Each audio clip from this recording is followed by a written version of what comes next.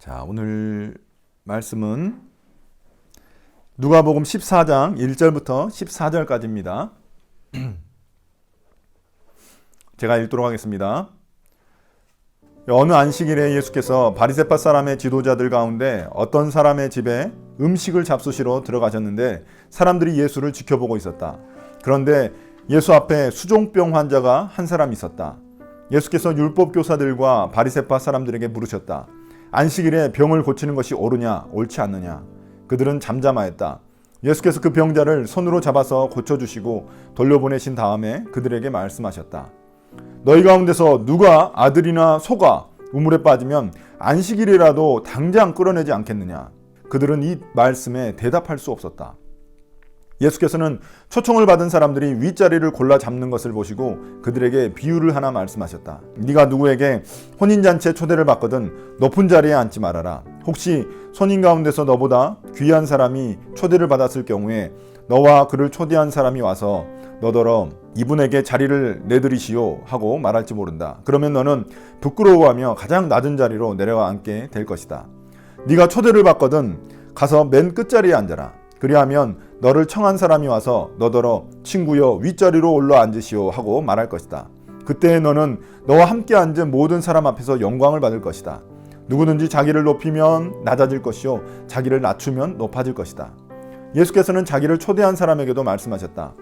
네가 점심이나 만찬을 베풀 때에 네 친구나 네 형제나 네 친척이나 부유한 이웃 사람들을 부르지 말아라. 그렇게 하면 그들도 너를 도로 초대하여 네게 대갚아 네 은공이 없어질 것이다. 잔치를 베풀 때에는 가난한 사람들과 지체에 장애가 있는 사람들과 다리 저는 사람들과 눈먼 사람들을 불러라. 그리하면 네가 복될 것이다. 그들이 네게 갚을 수 없기 때문이다. 의인들이 부활할 때에 하나님께서 네게 갚아주실 것이다. 아멘. 제목은 하나님 나라의 펜트하우스에 사는 법. 하나님 나라의 펜트하우스에 사는 법입니다. 우리가 최근에 시즌 1이 종영한 그 펜트하우스 드라마가 있습니다. 그곳에 보면은 상류층만 사는 그런 세상이 따로 존재합니다. 그들의 기준에 적합하지 못하면 그곳에 절대 들어가지 못하는 그런 곳입니다. 그리고 그 경계에 넘어오려는 사람들도 도저히 그들이 참아하지 못합니다. 여러분들 보신 분들은 다 알겠지만 그들 사이에도 그런 계급이 있었어요. 그래서 가장 높은 곳에 사는 사람을 이 펜트하우스에 사는 사람이라고 하고 이게 최상위 계층입니다. 그리고 그 아래에 이제 상위 계층들이 있습니다. 이 사람들은 모두 그 위쪽으로 계속해서 올라가는 게 그런 삶의 목표입니다.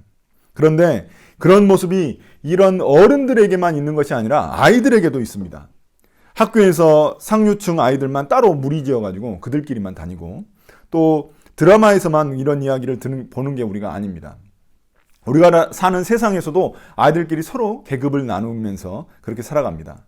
제가 뉴스를 보니까 임대 아파트에 사는 아이들은 따돌림을 받는다는 소리를 들은 적이 있습니다. 이 아이들끼리 자기 집이 어떤 아파트인지 또 어떤 차를 타고 다니는지 막 구분을 짓습니다.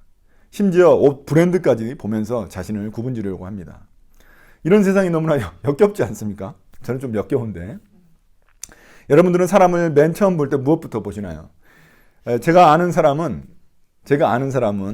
옷 브랜드나 이 신발 브랜드 그리고 안경, 시계, 차 이런 걸 봅니다.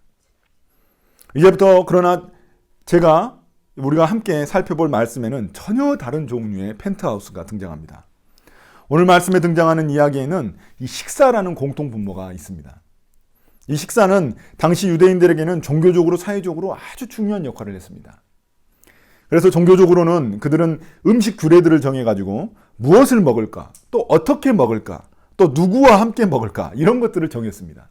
제가 영국에 가니까 이 코셔라는 가게들이 너무나 많이 있더라고요. 그래서 그 코셔라는 가게는 유대인들만 음식을 사 먹는 그런 가게였습니다. 그렇게 그들은 음식 먹는 것에 대해서 매우 민감했습니다. 또한 사회적으로도 이 잔치에 초대한 사람들을 통해서 자신들의 사회적 지위를 드러내고는 했습니다. 그래서 예수께서는 이러한 식사 자리를 통해서 사람들에게 하나님 나라가 어떤 곳인지 사람들을 도전하셨습니다. 자, 이제 말씀을 보시면 예수님은 안식일에 이 바리새파 지도자들의 집에 식사 초대를 받으셨습니다. 예수님이 음식을 잡수시러 그 집에 들어가는데 예수님 앞에 수종병 환자 한 명이 등장했습니다. 이 수종병이라는 것은 뭐냐면 이 물이 차가지고 몸이 붓는 그런 병입니다. 여러분 그 암 걸리면은 복수가 차가지고 배가 이렇게 부풀어 오르잖아요. 그런 것처럼 그런 병입니다. 그 사람이 어떻게 그 바리새파 지도자, 그 바리새파 사람도 아니고 바리새파 지도자 그 집 앞에 있었는지는 아무도 알 수 없는데, 아무튼 이 바리새파 사람은 예수님이 그를 어떻게 대하는지 다 지켜보고 있었습니다. 이 벌써 앞에서 예수님이 여러 차례 이 바리새파 사람들과 이 대립을 하셨기 때문에 여기서 그들이 지켜보고 있는 것은 그냥 단순한 호기심 때문이 아닙니다. 그들은 예수님의 행동을 통해서 어떻게든 비난할 그런 꼬투리를 잡으려고 했습니다. 만약 예수님이 그 율법을 지키시기 위해 그 사람을 고쳐주시지 않으면 그들은 그들의 비난을 피할 수는 있었지만 다른 사람들에게 예수님이 동정심이 없다는 그런 비난을 받을 수가 있었습니다. 그러나 반대로 예수님이 그 사람을 고쳐주면 또한 율법을 어기는 것이 되기 때문에 또 그 바리새파 사람들이 예수님을 비난할 수 있었습니다. 그래서 이렇게 하든 저렇게 하든 예수님은 사람들에게 비난을 받을 수밖에 없는 처지였습니다. 그런데 예수님은 그들의 이런 마음을 다 아시고 그 사람을 고쳐주시기 전에 그들에게 질문을 하나 던지셨습니다. 안식일에 병을 고치는 게 옳으냐 옳지 않으냐. 이 질문에 대한 답을 바리새인들도 하기 힘들었습니다. 왜냐하면 그들은 이게 옳은지 그른지 이렇게 따질 처지가 아니었습니다. 따질 위치가 아니었습니다. 그들은 단지 율법에 그렇게 적혀 있었기 때문에 그렇게 했을 뿐입니다. 그러니까 이런 예수님의 질문에 대해서 답을 할 수가 없었던 겁니다. 예수님은 그러자 그 병자를 직접 손으로 만져서 고쳐주시고 그를 집으로 돌려보내셨습니다. 예수님은 그 바리새인들에게 또 다른 질문을 하나 던지셨습니다. 너희들은 너희의 아들과 소가 우물에 빠지면 그날이 안식일일지라도 당장 끌어내지 않겠느냐, 이렇게 질문하셨습니다. 너무나 당연한 이야기죠. 당연한 말이죠. 그러니까 이 말은 예수님이 어떤 긍정의 대답을 가정하고 이 사람들에게 물어보신 겁니다. 너희들도 이런 경우에는 안식일에 율법을 어기게 될 거라는 그런 의미입니다. 이렇게 질문하자 그들은 또다시 대답을 할 수가 없었어요. 왜냐하면 그들은 자신의 아들이나 소가 죽을 위험에 처하면은 율법이 어떻게 되든 간에, 율법이 어떻게 말하든 간에 분명히 살려줄 것이기 때문에 그렇습니다. 그런데 그들이 수전병 환자가 소망 없이 하루하루 그런 살아가는 그런 모습을 보면서도 이 고쳐주는 게 어찌, 그러니까 그런 사람들을 보면서도 그런 사람이 있는데도 불구하고 고쳐주는 게 어찌 그게 잘못된 일이냐, 그게 어떻게 문제가 되냐 하고 예수님은 물으시는 것입니다. 쉽게 말해서 나에게는 관대하고 남에게는 엄격하다면 그게 맞는 거냐라고 물으시는 겁니다. 내로남불 아시잖아요. 내로남불. 이게 옳으냐 물으시는 겁니다. 그래서 예수님은 그것이 신앙이 아니라 결국에는 종교적 위선일 뿐이라고 그렇게 그들에게 말씀하시는 겁니다. 그래서 하나님 나라에 합당한 사람은 먼저 이 종교의 눈이 아니라 궁율의 눈을 가진 사람입니다. 종교의 눈을 가지면 누가 규율을 어기나 안 어기나 이런 감시를 하게 됩니다. 나는 안 어기는데 다른 사람이 어기게 되면 그걸 감시하고 있는 사람, 이런 사람들이 종교의 눈을 가진 사람들입니다. 그들은 예수님도 그런 눈으로 지켜보고 있었던 겁니다. 그러나 그들에게는 궁율의 눈이 없었습니다. 자신들의 종교적 규율을 지키기 위해서 남의 아픔에 둔감했습니다. 그들에게 항상 우선순위는 자신들의 종교적인 욕심을 채우는 것이었습니다. 그것이 하나님께 더 인정받는 길이라고 그들은 착각하고 있었던 겁니다. 그러나 예수님은 그들이 자신들의 종교적 욕심을 채우기보다는 남의 아픔과 어려움을 볼 줄 알기를 원하셨습니다. 우리도 역시 이 종교적 신념을 지키기 위해서 남의 어려움에 눈을 감을 그런 위험성이 있습니다. 최근에 한국교회에서 이 대면 예배를 무조건 드려야 한다고 주장하는 그런 목사님들이 있었어요. 그들은 자신들의 어떤 종교적인 신념 때문에 이웃에 대한 궁율함에는 눈을 감아버린 것입니다. 저는 예수님이 그런 목사님들에게도 이렇게 질문하셨을 것 같아요. 예배를 드리는 것과 이웃에게 궁율을 베푸는 것, 무엇이 더 중요하냐? 근데 우리도 이런 위험성이 있다는 것을 우리가 명심해야 합니다. 내 종교적인 욕심 때문에 남에게 피해를 준다면 그것은 옳지 못한 것이죠. 어떤 사람은 교회 예배나 교회 봉사를 하기 위해서 회사에서 남보다 더 일찍 퇴근하려고 하는 사람들이 있습니다. 그런 사람들은 자신 때문에 다른 사람에게 폐를 끼치는 거죠. 왜냐하면 다른 사람들은 남아서 일을 해야 되거든요. 자신의 일까지 다 해야 되는 겁니다. 이것은 자신의 그런 종교적 욕심을 채우려고 하는 그런 이기적인 모습입니다. 그러나 우리는 마치 그것이 하나님이 더 좋아하실 것처럼 그렇게 착각하곤 한다는 것입니다. 이제 예수님은 식사 자리에서 서로 높은 자리를 차지하려는 그런 사람들의 모습을 보고 또다시 하나님 나라를 설명하셨습니다. 당시 사람들은 식사를 할 때 어느 정도 자리가 정해져 있었습니다. 여러분 영화 보시면은 반쯤 누워가지고 있잖아요. 그 당시에는 식사를 그렇게 반쯤 누워갖고 했습니다. 누워갖고 했는데 그때 자리가 다 정해져 있었어요. 그래서 초대한 사람과 이 초대한 사람 있잖아. 호스트하고 가까운 자리에 있을수록 더 사회적 지위가 높은 사람이 앉게 되어 있었습니다. 우리도 보통 그러잖아요. 누군가가 초대하면 그 초대한 사람과 가까이 앉은 사람들이 더 그런 사람들, 귀한 사람들이잖아요. 그래서 그 식사 자리를 보면은 누가 더 높은 지위에 있는지 딱 알 수 있었습니다. 그 당시에. 그러니까 당시에는 이 명예와 수치를 너무나 중시하던 문화에서 식사 자리에서 어디에 앉을 것인가가 그들에게는 초미의 관심사였어요. 너무나 중요한 일이었어요. 그래서 자신이 스스로 자기 지위가 어느 정도 된다고 생각하면은 이 정도 앉으면 되겠구나 생각해서 그 자리에 앉게 되는 거예요. 그런데 문제는 뭐냐? 다른 사람도 그렇게 생각한다는 거예요. 아, 나도 이 정도 자리에 앉으면 되겠다. 이렇게 생각한다는 거예요. 그러니까 자리 다툼이 일어날 수밖에 없는 겁니다. 이런 모습을 보면서 예수님은 혼인잔치의 예를 들으셔서 이 하나님 나라를 설명하십니다. 예수님은 이렇게 자리 다툼을 하고 하는 사람들에게 혼인잔치에 초대받으면 높은 자리에 앉지 말라고 이야기하셨습니다. 왜냐하면 더 귀한 사람, 더 높은 사람이 오면 초대한 주인이 자리를 옮겨달라고, 너 이 자리 아니야. 이쪽으로 옮겨주세요. 이렇게 요청할 수 있기 때문에 그렇습니다. 우리가 보통 보면은 높은 사람들은 좀 늦게 등장하거든요. 그래서 늦게 등장하기 마련인데 그때는 어쩔 수 없이 자신의 자리를 또 비켜줘야 하는 그런 일이 생기게 됩니다. 그러면 그때 옮겨달라고 하면은 벌써 중간 자리는 다른 사람들이 다 차지해버린 거예요. 그러니까 자신은 슬그머니 이렇게 일어나가지고 맨 끝자리에 슬그머니 앉을 수밖에 없게 되는 겁니다. 그게 얼마나 그 사람들한테 수치스러운 일이겠어요. 그렇죠? 근데 우리도 이런 일이 있잖아요. 아무도 모르게 그냥 자리에 그냥 아무 말 안 하길래 그냥 그 자리에 앉았는데 초대한 사람이 와가지고 야 거기 너 자리 아니야. 빠져. 너 저쪽으로 맨 끝자리로 옮겨. 이렇게 이야기하면 되게 기분이 안 좋을 거 아니에요. 그런 거랑 좀 비슷한 거죠. 그런데 반대로 자신이 맨 끝자리에 앉으려고 하면은 이야기가 좀 달라집니다. 그렇게 되면은 나중에 초대한 주인이 와가지고 윗자리로 이렇게 옮겨달라고 하면은 사람들이 보기에 그런 영광을 받을 수가 있는 거죠. 그래서 예수님은 누구든지 자신을 높이면 낮아질 것이고 낮추면 높아질 것이라고 그렇게 말씀하셨습니다.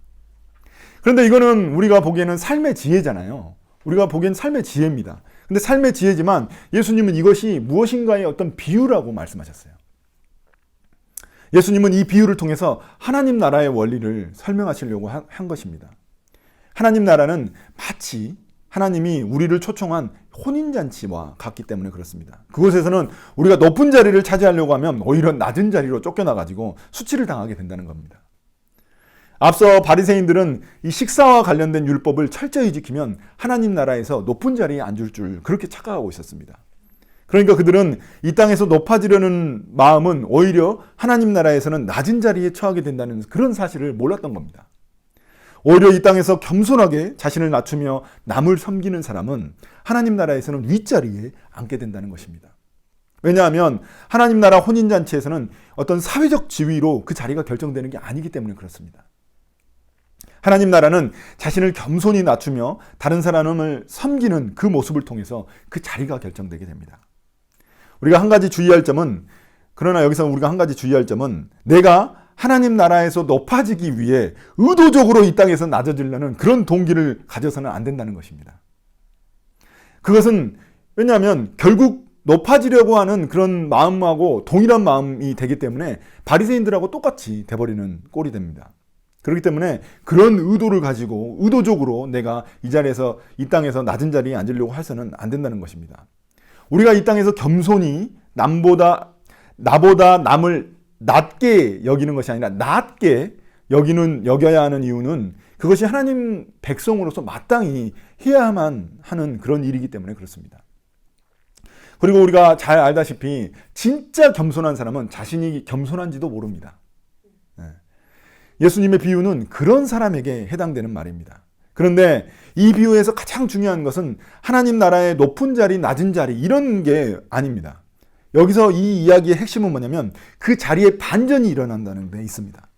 자신이 차지할 자리에 대해서 스스로는 너무나 당연하다고 생각했지만 초대한 주인이 오게 되면은 그 주인이 반전을 일으키게 된다는 것입니다.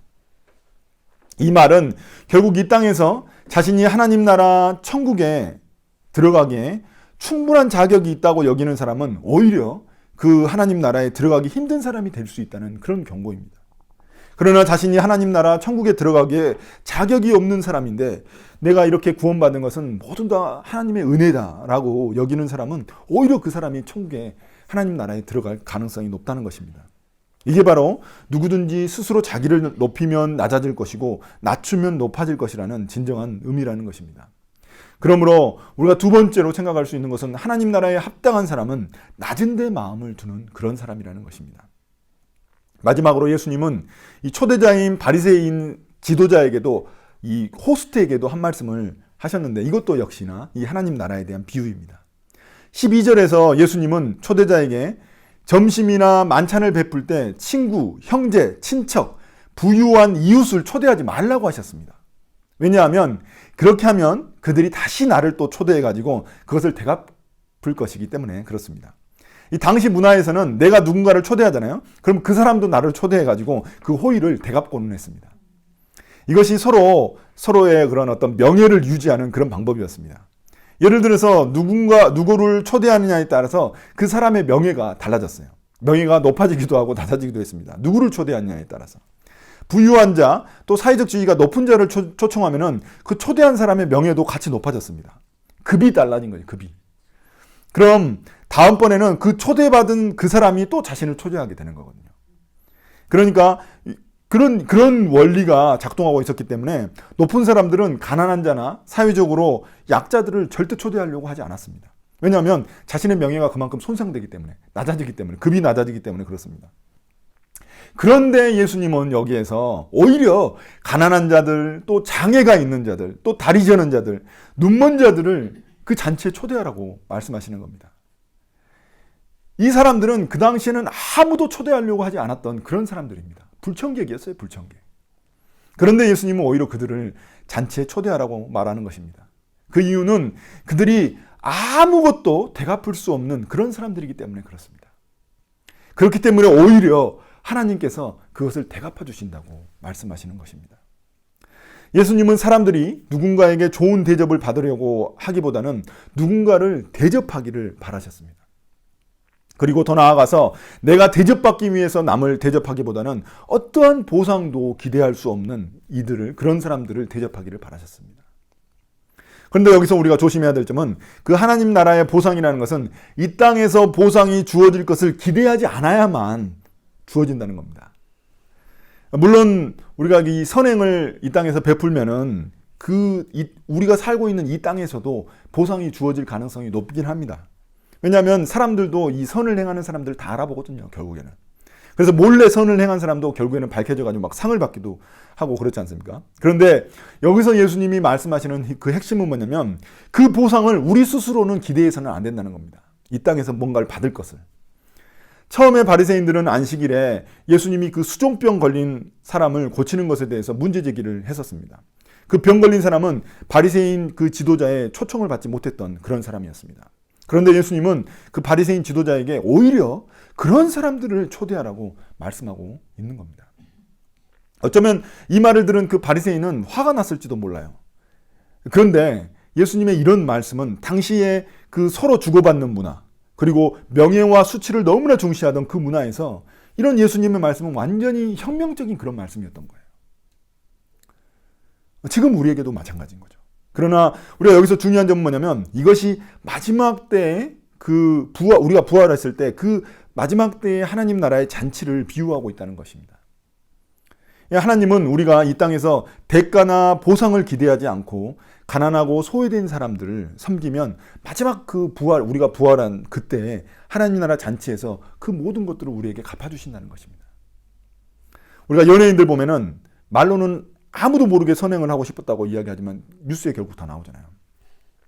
그런 케이스를 예수님은 이야기하고 있는 게 아니거든요. 제가 참 좋아하는 그 영국의 유명한 그런 목사님이 한 분이 있습니다. 그 찰스 스펄전 목사님이라고 지금 돌아가셨지만 그 유명한 분이 계시는데 그 찰스 스펄전 목사님이 자신의 집에서 그 키우던 닭이 낳은 달걀들을 이제 사람들에게 돈을 받고 팔았어요. 그런데 중요한 것은 한 번도 그걸 공짜로 준 적이 없어요. 사람들한테. 공짜로 그 달걀을 주신 적이 한 번도 없는 거예요. 그래서 사람들은 스펄전 목사님이 좀 인색하다. 그리고 돈을 밝힌 것 같다. 뭐 이렇게 이야기를 했었어요. 근데 이런 소문이 들렸지만 스펄전 목사님 한 번도 그거에 대해서 해명을 하지 않으셨어요.